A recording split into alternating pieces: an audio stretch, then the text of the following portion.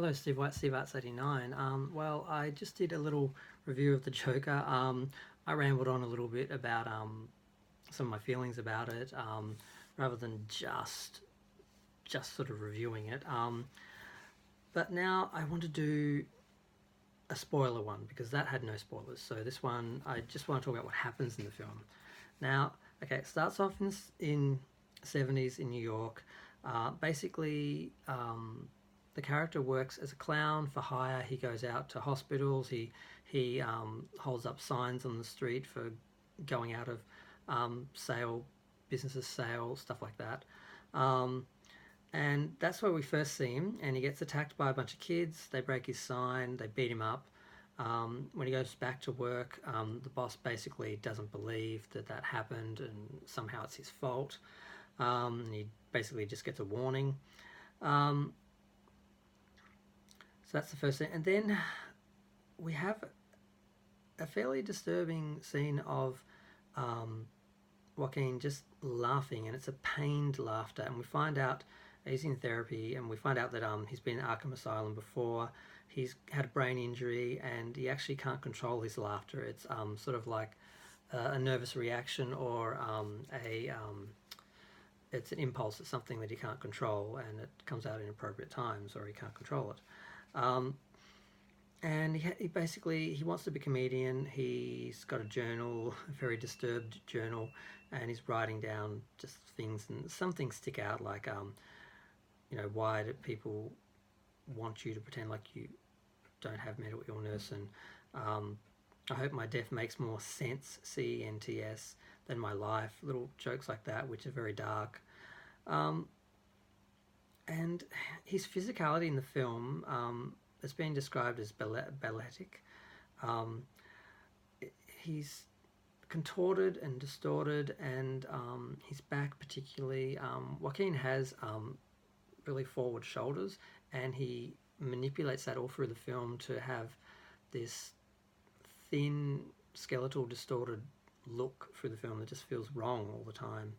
Um, and doesn't make him into a monster, but it makes him seem different, for sure.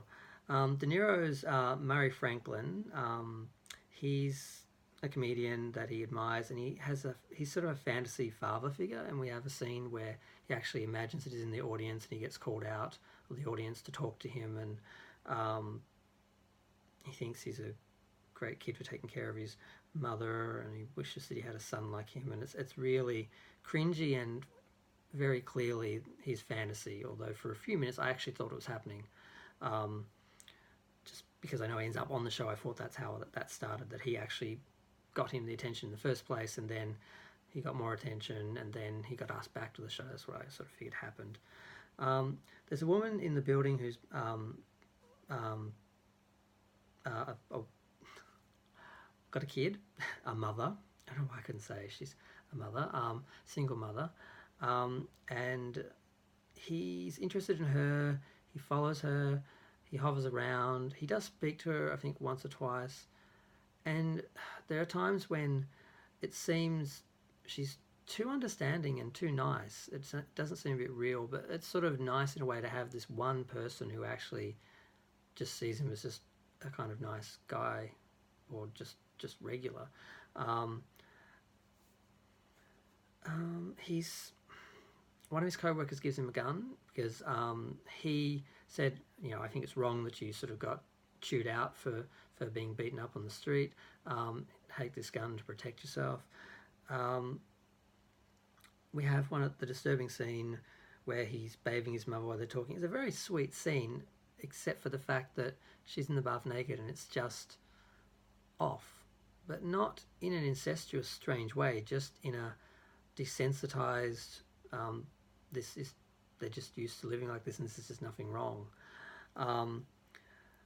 There was some implication some people made that he might have been sexual with his mother or something. There's nothing in the film that indicates that. They watch TV together. He accidentally shoots off the gun. He carries it with him, and he actually manages to drop it in a dance routine at a kid's hospital. He tries to pretend it was a prop gun, but no one believes him. He gets fired.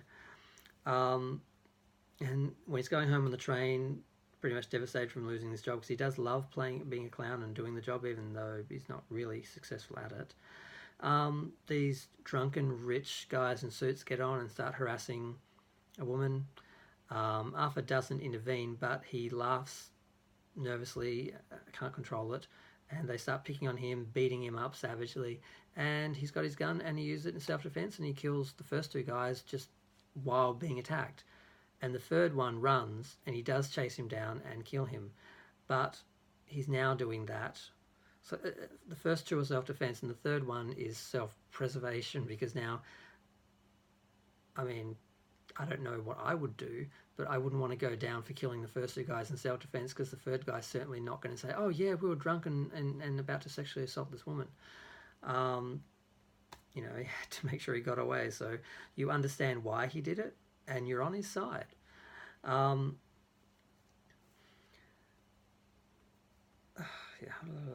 I'm getting lost in my notes. And he has this odd scene where he goes into the toilet and he's sort of dancing these weird little ballet moves. He's clearly not in his right mind. The guy who gave him the gun acts as though he actually offered to buy it off him and came to him when it was round the other way. The mother used to work for Thomas Wayne, and he's going to become a politician. He's running for mayor, and he actually has a point where he picks on he basically is talking about the person who was dressed as a clown who killed these rich people he knew, these rich spoiled boys, pigs. They were not nice boys. Of course, the media acts, takes their side and acts like, oh, he's just someone who went out to kill these innocent people for no reason.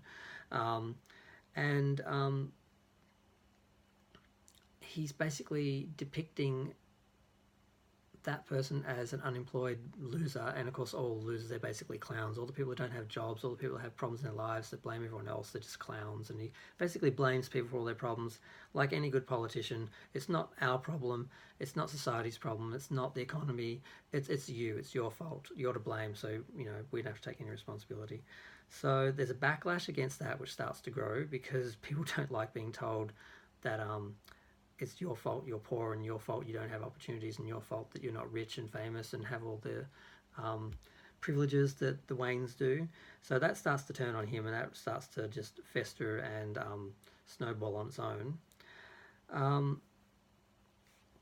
Now Arthur is in therapy. He says he feels invisible. He doesn't even know if he's there half the time, but now he feels like people are starting to see him because people know who this clown is and they're starting to see him as a hero. The therapist doesn't listen to him. And we've seen this scene. He basically says, you don't listen, you don't do anything. She's like, look, the funding's cut. And he's like, well, where do I get my meds? Basically, this is your last appointment, and he's left without any resources. He goes to a comedy club. He tries to do comedy, and he just laughs uncontrollably and manages to tell a couple of lame jokes, which don't really hit. They're kind of funny in a way, but his sense of humour is very warped, and you can kind of see the humour in it, but it's not really funny. It's just that little bit too much off. But he does get the attention of the talk show guy, and he puts a video on and makes fun of him. And of course that's devastating to him, but he's too busy with his mum who's sick anyway to really deal with it at the time.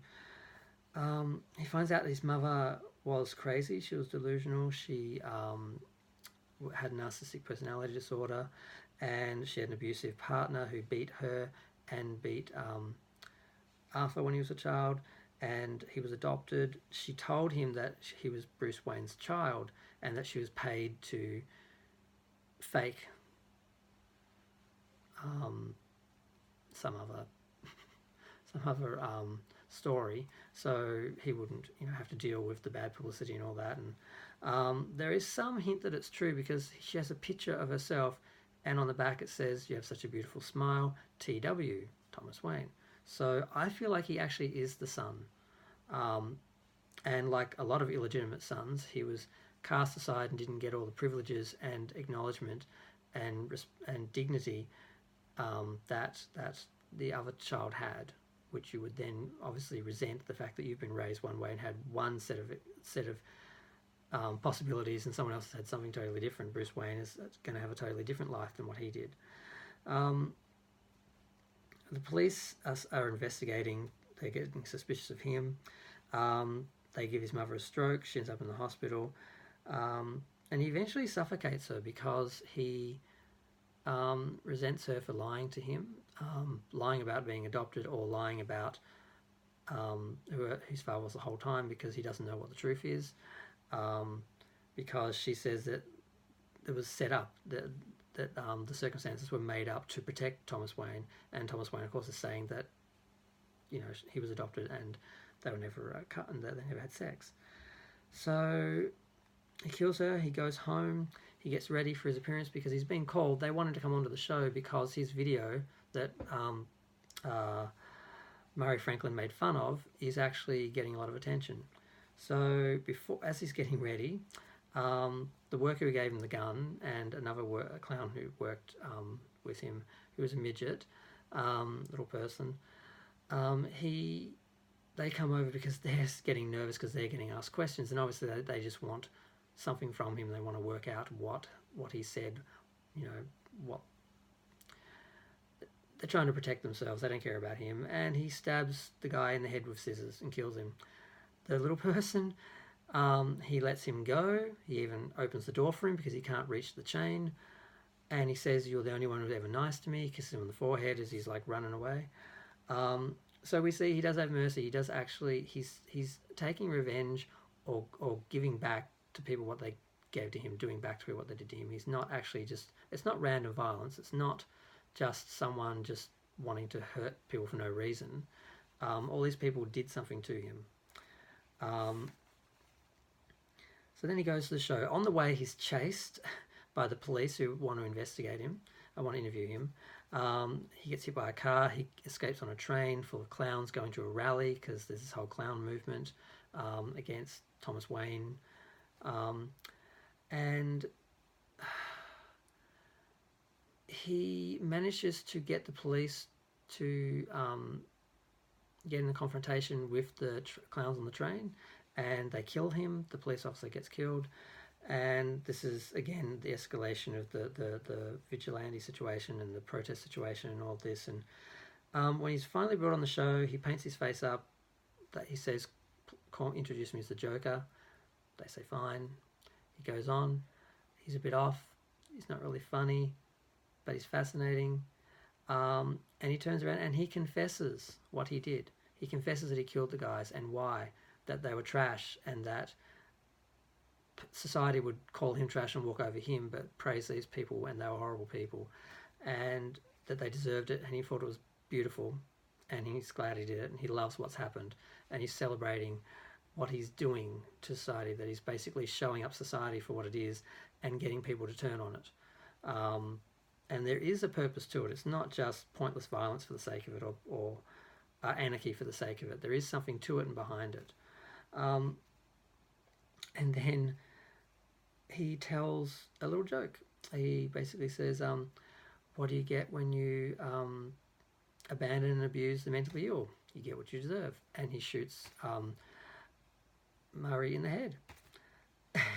And then he's arrested. He's taken away by a police car. People are rioting. The police car's hit. He's dragged out of the car. He comes to. He basically stands up on the car and does a little dance. Everyone's cheering because he's their hero. They've gotten behind him and used him as an excuse to rebel against society, against patriarchy, against the society that has kept them down. And it's a revolution. And that's, I think, what is disturbing to people and scaring people, the idea that people could be inspired and follow through. And mostly because it's kind of true. Society is the monster in the film. Society is the enemy, and we know society is. And what we're really afraid of is people turning on society, because it's basically us. And this is what I think people are afraid of, and what the film kind of depicts. It doesn't endorse it, but it depicts it, and you understand so well the character and what he's suffered through, and why this monster has to be slain in some way, that I think that's what is so disturbing to people and what people are getting really threatened by. And I think it's a valid fear because it's a valid threat, because it's a valid monster. I'm just going to leave it there.